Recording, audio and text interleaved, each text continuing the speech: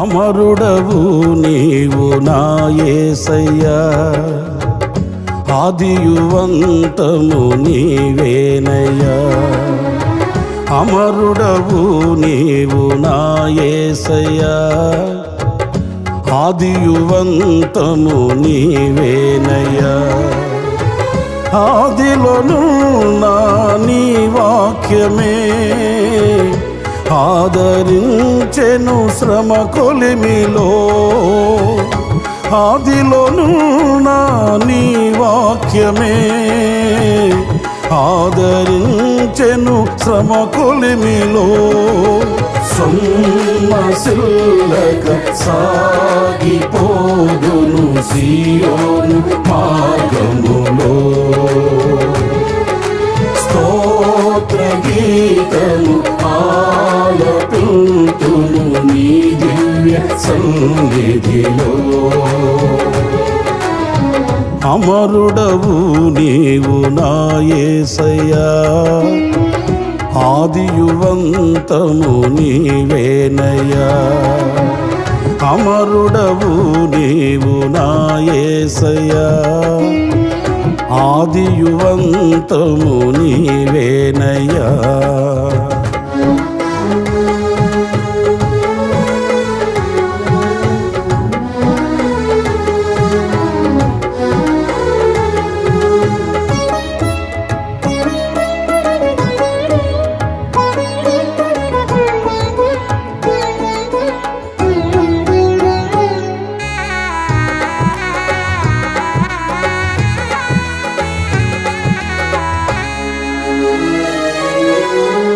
వేకువ కురిసిన చిరుజల్లులో నీ కృపణాలో ప్రవహించగా పొందితినెన్నో ఉపకారములు.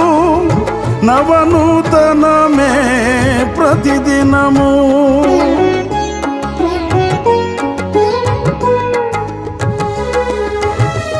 వేకువ కురిసిన చిరుజల్లులో నీ కృపణాలో ప్రవహించగా పొందితినెన్నో ఉపకారములు. నవనూతనమే ప్రతిదినము. తీర్చగలనా నీ రుణమును, మరువగలనా నీ ప్రేమను. కన్న తండ్రిగా నన్ను కాచి కన్నీరు తుడిచితివే. కమ్మనైనా ప్రేమ చూపి కనువిందు చేసితివే. అమరుడవు నీవు నా యేసయ్యా, ఆదియువంతము నీవేనయ్యా. అమరుడవు నీవు నా యేసయ్యా, ఆదియువంతము నీవేనయ్యా.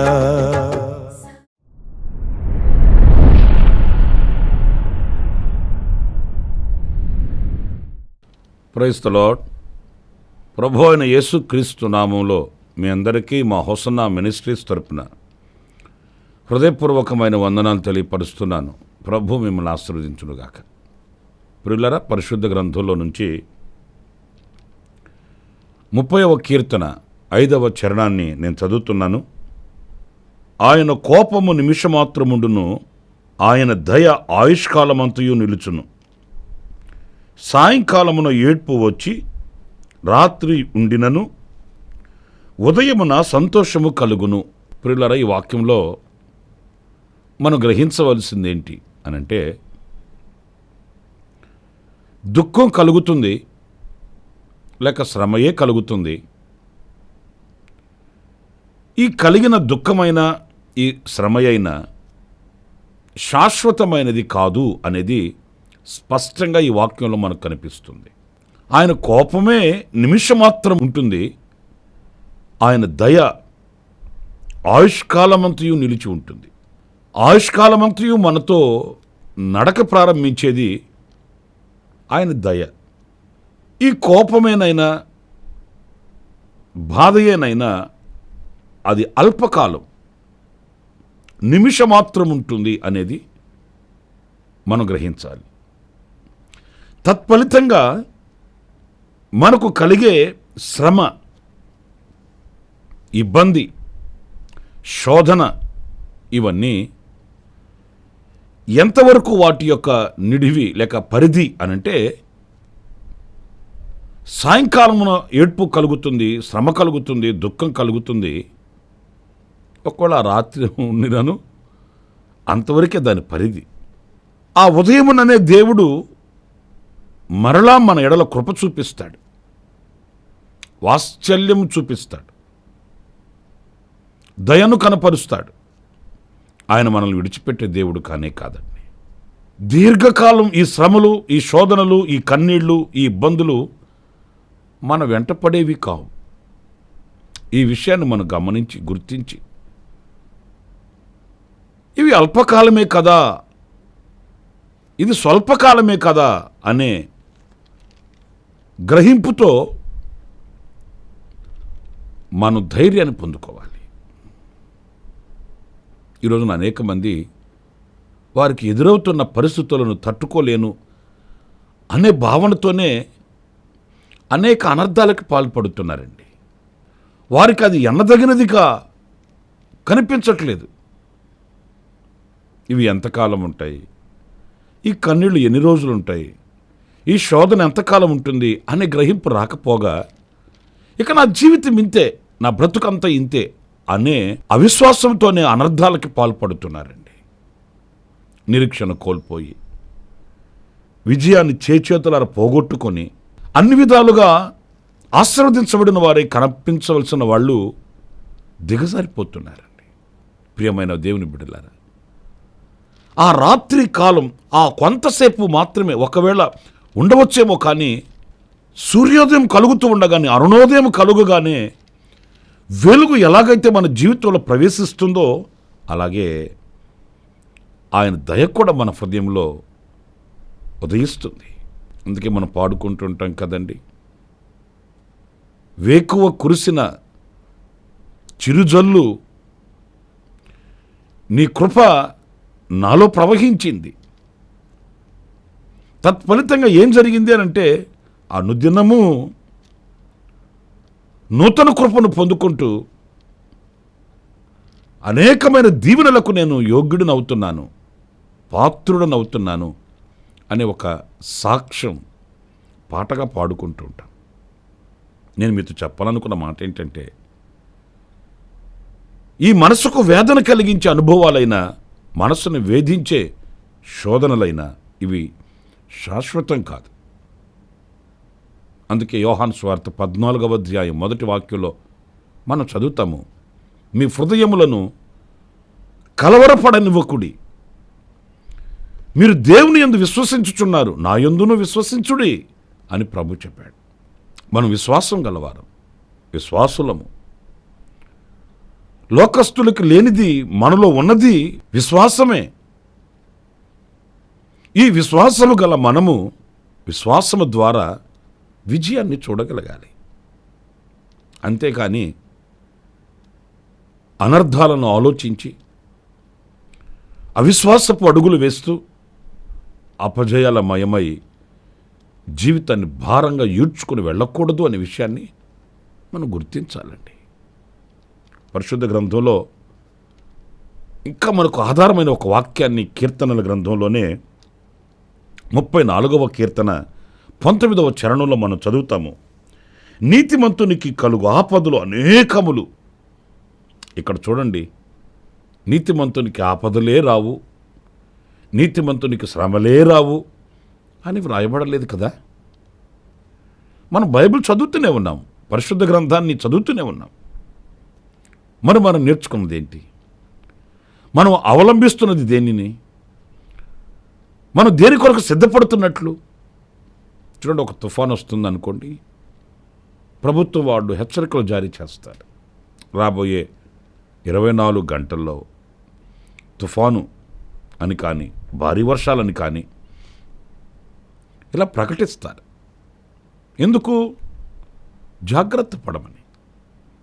అంతేగాని వాళ్ళకి కాలయాపన లేక ఊరకని కూర్చుని ఉండలేక చెప్పడం కాదు. జాగ్రత్త పడండి, సముద్ర తీరంలో ఉండేవాళ్ళు చేపల వేటకు వెళ్ళకండి, వాతావరణ పరిస్థితులు ఎలా ఉన్నాయి అని చెప్తారు. తగు జాగ్రత్తలు విన్న మనం కూడా తీసుకుంటుంటాము. మరి లేఖన వాక్యాలు మనకి ఎలా బోధిస్తున్నప్పుడు మనం ఎలా సిద్ధపడుతున్నాము? ఆపదలేమి రావు, శోధనలేమి రావు, కష్టాలేమి రావు, కన్నీళ్ళేమి ఉండవు అని బైబిల్ చెప్తుందా? పరిశుద్ధ గ్రంథం మనకు నేర్పుతుందా? నీతిమంతునికి అనేక ఆపదలు వస్తాయండి. ఈ లోకంలో నీతిగా బ్రతకడమే ఒక ఆపదగా ఉంటుంది. మరి ఈ ఆపదలలోనే మన జీవితం ఇలాగే వెళ్ళబుచ్చుకోవాలనా, కడతీర్చవాలనా అంటే కానే కాదు. శక్తి కలిగిన మాట ఇందులోనే మనం చదువుతాము. అనేకమైన ఆపదలు వస్తాయి, వాటన్నింటిలో నుండి యెహోవా వారిని విడిపించును. చాలు కదండి ఆ మాట. అనేకములు వచ్చును అని ఎందుకు అన్నాడంటే ఒక్క ఆపద కాదు, ఒకటి తీరితే మరొకటి, అది తీరితే మరొకటి. ఒకవేళ అనేక ఆపదలు మన ఎదుట నిలబడవచ్చు. అప్పుడు విడిపించాను, ఇప్పుడు విడిపించను అని కాదు. మన జీవిత కాలమంతయు కూడా మనకు ఆయన విమోచకుడు, మనల్ని తప్పించువాడు, మనల్ని రక్షించువాడు. ఆయన మనల్ని తప్పిస్తాడండి, విమోచిస్తాడు, విడిపిస్తాడు. ఆయన నీతిని మనం ధరించుకున్నాం గనుక, ఆయన నీతికి పత్రికలమై మనం ఉన్నాం గనుక ఆ నీతిమంతులను ఆయన తప్పక రక్షిస్తాడు. ఆ తరము వారిలో నోవాహు నీతిమంతుడై కనిపించాడు. మరి నీతిమంతుడైన నోవాహుని తప్పించలేదా? అబ్రహాము నీతిమంతుడై కనిపించాడు. అనేక శోధనలలో నుంచి, అనేక ఆపదలలో నుంచి తప్పించలేదా?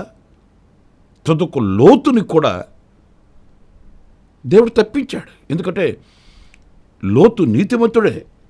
ఆ సొదొమ గొమొర్రా పట్టణం యొక్క దుస్థితిని చూసి, కామ వికార యుక్తమైన నడవడి చేత సాగుతున్న ఆ సొదొమ గొమొర్రా పట్టణ ప్రజలను చూసి దినమెల్లా నొచ్చుకునేవాడట. మరి అబ్రహాము ప్రార్థనను బట్టి లోతును కూడా తప్పించాడు కదా. మరి మనల్ని ఎందుకు తప్పించడు? అనేకమైన ఆపదలు వస్తాయి. ఆ ఆపదలన్నిటిలో నుండి ఆయన మనల్ని విడిపిస్తాడు. ఎప్పుడు విడిపిస్తాడో అనే ప్రశ్నకు వాక్యమే సమాధానం చెప్తుంది. ఆ ఆపద కొంచెం కాలమే ఉంటుంది. రాత్రి వచ్చి, సాయంకాలం వచ్చి, ఒకవేళ రాత్రి ఉంటుందేమో, కానీ ఉదయం వరకు ఉండడానికి దానికి శక్తి లేదు. ఎందుకంటే వేకువనే మనకు అనుదిన కృప, వేకువనే ఆయన శాశ్వతమైన కృప, ఆయన వాత్సల్యం మన మీద ఉదయిస్తుంది. ఒకవేళ అనేక బంధకాలు మనల్ని బంధించి ఉండవచ్చు.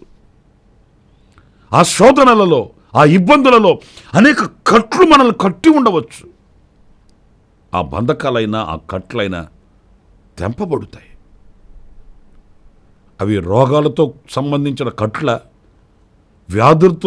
వ్యాధులతో సంబంధించిన కట్ల, ఆర్థికంగా మనల్ని బంధించి ఉన్న బంధకాల, అవి ఏవైనప్పటికీ కూడా మీకు 41వ కీర్తన 3వ చరణంలో మరొక మాట వ్రాయబడి ఉందండి. రోగశయము మీద యెహోవా వారిని ఆదరించును, రోగము కలుగగా నీవే వారిని స్వస్థపరచుదువు. దేవుని పరిశుద్ధ నామానికి మహిమ కలుగునుగాక. నీవే వారిని స్వస్థపరచుదువు. రోగాలు రాకుండా ఉంటాయండి? రావచ్చు. రావాలి అనేమీ లేదు, రావు అనేమీ లేదు. రావచ్చు, రాకపోవచ్చు. లోకంలో మనం బ్రతుకుతున్నాము. భూమినిచ్చే పంట మనం తింటున్నాము. కలుషితమైన వాతావరణంలో మనం బ్రతుకుతున్నాము. ఇది మట్టి శరీరం అండి. వస్తాయి. రోగాలు రాకుండా ఏమి ఉండవు, వస్తాయి. కానీ ఆ రోగముతోనే నశించిపోవడమా? కానే కాదు. ఆ రోగశయము మీద నుంచి ఆయన లేవనెత్తుతాడు. ఆ సమయంలో ఆయన వారిని ఆదరిస్తాడు. వారిని స్వస్థపరచగా చేయవిడువడు. నా ప్రియమైన సహోదరులారా, ఈ కొంతకాలము కలిగే ఈ శ్రమని, ఈ శోధనని, ఈ బాధని మనం తేలికగా చూడాలి. దానిని భారముగా మనం ఎంచకూడదు. అది భారభరితమైనదిగా మనం దానిని డెవలప్ చేసుకోకూడదండి. ఎప్పుడైనా చూడండి, సులువుగా ఎంచితే భారం కూడా సులువుగానే ఉంటుందండి. సులువైన దానిని కూడా భారంగా ఎంచితే అది భారంగానే ఉంటుందండి. ఇది కూడా నేను చేయలేనా ఏంటి అని అనుకుంటే ఎంత కష్టమైన సులువుగా ఉంటుంది. అమ్మో, ఇంత నేను చేయాలనా, ఇంత పని నాకుందా అనుకున్నామంటే సులువైనది కూడా భారంగానే ఉంటుంది. మన హృదయాన్ని విశాలపరుచుకోవాలి. మన పరిధిని మనం విశాలపరుచుకోవాలి. ఎందుకంటే మనం ప్రభువుని విశ్వసించిన వాళ్ళం కనుక అధైర్యానికి కానీ కృంగుదలకు కానీ ఎక్కడ మనం తావివ్వకూడదండి. ఈ పడిన శ్రమకు కూడా ఒక ప్రతిఫలం ఉంటుందండి. ఈ కొద్ది శ్రమను మనం అనుభవించినా, ఈ కొద్ది ఇబ్బందిని, కన్నీళ్లను మనం అనుభవించినా దానికి ప్రతిఫలం లేకుండా ఉండదండి. మీకు శ్రేష్టమైన మాట ప్రకటన గ్రంథం 7వ అధ్యాయం 13వ వాక్యంలో చక్కటి మాట ఉంటుందండి. నేను చదువుతాను ఆ మాటల్ని. పెద్దలలో ఒకడు, తెల్లని వస్త్రములు ధరించుకొని ఉన్న వీరెవరు, ఎక్కడి నుండి వచ్చిరని నన్ను అడిగాను. అందుకు నేను, అయ్యా, నీకే తెలియననగా అతడు ఇలాగు నాతో చెప్పెను, వీరు మహాశ్రమల నుండి వచ్చినవారు, గొర్రెపిల్ల రక్తములో తమ వస్త్రములను ఉదుకుకొని వాటిని తెలుపు చేసుకొనిరి. అందువలన వారు దేవుని సింహాసనం ఎదుట ఉండి రాత్రింబవళ్ళు ఆయన ఆలయములో ఆయనను సేవించుచున్నారు. సింహాసనాసీనుడైన వాడు తానే తన గుడారము వారి మీద కప్పును. ఎంత శ్రేష్టమైన మాటనండి. వీరెవరయ్యా? ఈ తెల్లని వస్త్రాలు ధరించుకుని ఉన్న వాళ్ళు వీళ్ళు ఎవరు? ఆయన చెప్తున్నాడట, వీరు మహాశ్రమలలో నుండి వచ్చిన వాళ్ళు, మహా ఐశ్వర్యంలో నుంచి వచ్చిన వాళ్ళని రాయలేదండి. మహదానందభరితులై ఉల్లాసంతో ఉత్సాహంతో పరవశించిన వాళ్ళు అని కాదండి. వీళ్ళు శ్రమలు కాదు, మహాశ్రమలలో నుండి వచ్చిన వాళ్ళు, గొర్రెపిల్ల రక్తములు తమ వస్త్రములను ఉదుకుకొనిన వారు. ఈ మాటలు మన హృదయాన్ని పవిత్రపరిచే మాటలండి. వాళ్ళు శోధింపబడుతున్న కొలది, శ్రమపరచపెట్టబడుతున్న కొలది వాళ్ళు తమ వస్త్రములను ఆయన రక్తములు ఉదుకుకొనిన వారట. అంటే అంత పరిశుద్ధపరచబడిన వారు. ఒక విధంగా చెప్పాలంటే శ్రమ అయినా, కన్నీళ్ళైనా, ఇబ్బందులైనా మనల్ని పరిశుద్ధపరచడానికి వస్తాయండి. రోగం యోగం కొరకట. ఆ గొర్రెపిల్ల రక్తములో వాళ్ళ వస్త్రములను ఉదుకుకొని, తెల్లని వస్త్రములు ధరించుకొని ఆయన సింహాసనం ఎదుట, ఆయన ఆలయములో ఆయనను సేవించుచున్నారట. నా ప్రియమైన దేవుని బిడ్డలారా, మరి ఇంత మహిమను మనం చూస్తున్నాము, మన కనులారా మనం చూస్తున్నాము, చదువుతున్నాము, వింటున్నాము.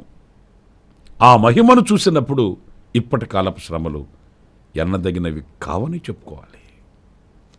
కనుక ఎంతటి మహాశ్రమ అయినా, ఎంతటి మహా ఇబ్బందికరమైన అనుభవం అయినా, ఏ కొదువ, ఏ లేమి ఒకవేళ మనకు వెన్నంటి నడుస్తున్నప్పటికీ కూడా ఇవన్నీ తరలిపోయేవి, మాసిపోయేవి.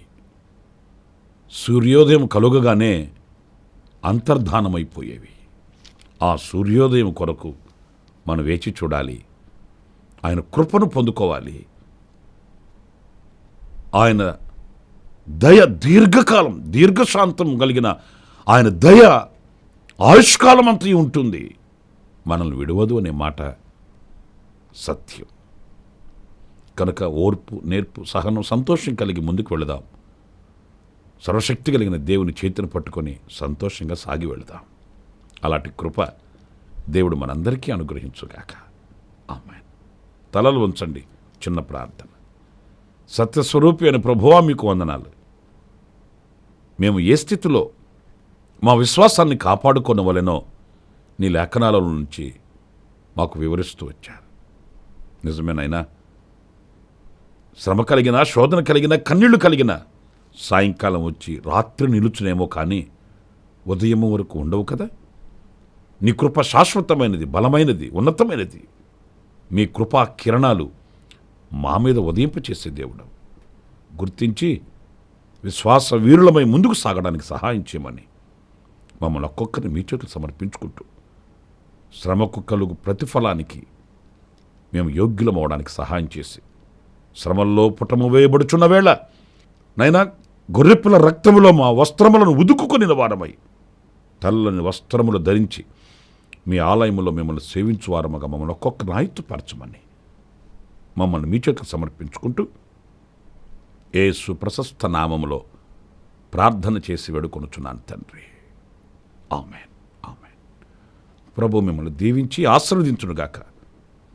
ఈ దినమంతయు విశేషమైన కృప నా దేవుడు మీకు ప్రసాదించునుగాక. ఆమేన్.